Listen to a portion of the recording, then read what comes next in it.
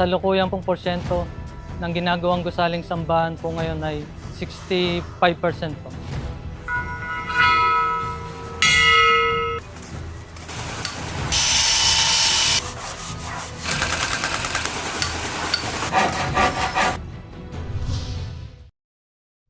Kung paanong tuloy-tuloy ang paggawa ng mga kapatid na construction workers sa job site, ay tuloy-tuloy din ang pananalangin ng mga kaanib sa Iglesia ni Cristo sa lokal na ito. Hindi po tumigil ang mga kapatid sa pangunguna ng mga may tungkulin ang pagpapanata po sa araw-araw. At lalo na po, nakikita ngayon na halos nabubuo na ang pusaring sambahan. Ang mabilis na kayarian sa pagpapatayo ng gusaling sambahan ay buong ingat na ginawa ng mga nasa Iglesia ni Cristo Engineering and Construction Department. Natapos na po yung ceiling po ng lobby at sa kasalukuyan po yung framing ng main ceiling ng gusaling sambahan po. Inahanda po na po namin yung para sa mga roof light po, ipinapabricate na po namin dito sa baba para sa ikabibilis po pagdating po sa taas. Sinusundan po namin yung mga design ng arkitekto po na galing po sa engineering. Sa parsonage naman po, ang preparasyon po sa kasalukuyan ay inaayos po nila yung flooring po para sa pagbubuhos. Kami po ang naghanda ng mga bakal bago po buhusan ng konkrito. Kami po ang naghanda ng mga bigat, mga steel beam po na bubuhusan. Yung mga tore sa harap, kami po ang naghanda ng mga bakal bago buhusan. Tapos ang kasalukuyan pong ginagawa po namin, lumipat kami sa two-story. Ang kasalukuyan pong ginagawa po namin ay mga wall beam po, mga biga, paghahanda po ng mga anilyo. Ang natapos na po namin sa gusaling sambahan po, yung drainage po, saka yung septic tank po. Ang aming kasalukuyang ginagawa sa two-story parsonage po, ay yung waterline po ng two-story parsonage po. Maging ang waterline po sa Bautisterio ay nakahanda na po.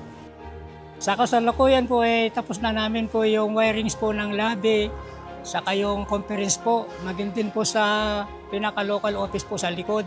Naglalatag po kami ng tubo po ng electrical po sa loob po ng Kisame sa gusaling sambahan po. Sa bahay naman po kasalukuyan kami naglalatag din po ng tubo para dun sa preparasyon po ng bubuhusan ng flooring po.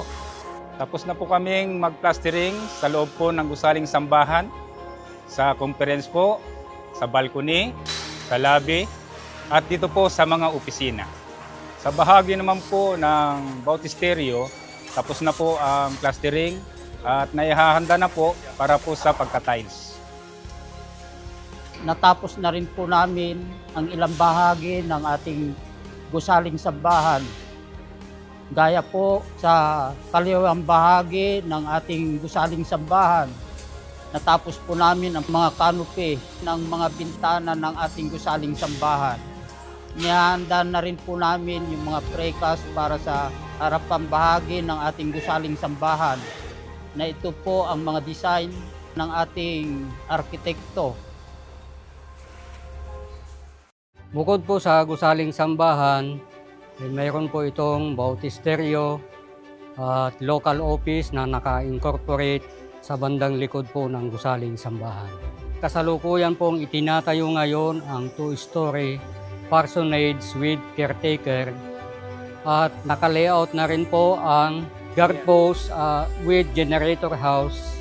Natapos na po namin ang buong istruktura ng gusaling sambahan at nalagyan na rin po ng thermoplastic roofing.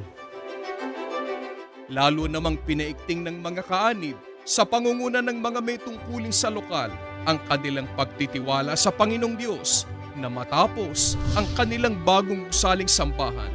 Ang lokal po ng Ilagan City ay buong galak at buong pusong nagpapasalamat sa pagpapasya ng ating tagapamahalang pangkalahatan na kami ay mabigyan ng ganitong maayos at magandang gusaling sambahan. Lalo po naming pinag-iibayo ang pagpapanata at pananalangin po na sana po ay tuloy-tuloy na maisagawa at maayos ang gusaling sambahan na sana'y pakiingatan na rin po ang mga gumagawa ng gusaling sambahan upang ito ay maitalaga at magamit po namin sa mga paglilingkod sa ating Panginoon Diyos, lalo na sa pagbibigay ng kasiyahan sa ating Panginoon.